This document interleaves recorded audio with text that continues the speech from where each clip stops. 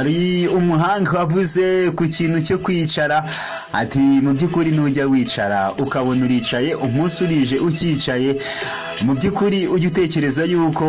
uko wicaye ariko uri guhomba kuko ejo imbere hawe mu gihe kizaza hari byinshi nawe uzahomba hari byinshi wari kuzaba waragezeho ariko uzajya wicuza icyo gihe wataye uko ugenda ukura ndetse nako ugenda ubona byinshi uko ubunararibonye bwawe bugenda bwiyongera niko ugenda ubona byinshi ndetse ukanicuza byinshi ni nako ugenda wibuka byinshi wari gukora byari kukugirira umumaro ariko ukaza gusanga nyine waribeshye kuko utakoze icyo gihe ukaza gusanga harimo akantu ko kuba waribeshye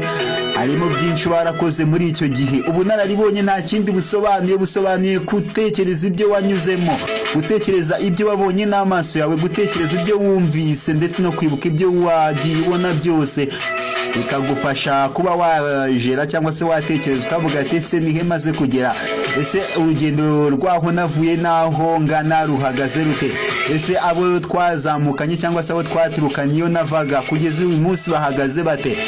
iyo usanze uri imbere yabo n'ibyo kwishimira kuko uba warakoze nyine uba warabibyajije umusaruro ariko iyo usanze uri inyuma mu by'ukuri urababara nawe uricara ukababara ukavuga ati mu by'ukuri nakabaye narakoze rero ni byinshi ngenda nkuhereza wowe nkubwira ati kabisa wowe flow just in mind kuri Instagram kuri YouTube ni just in mind ahantu hose ni just in mind TikTok just in mind X ni just in mind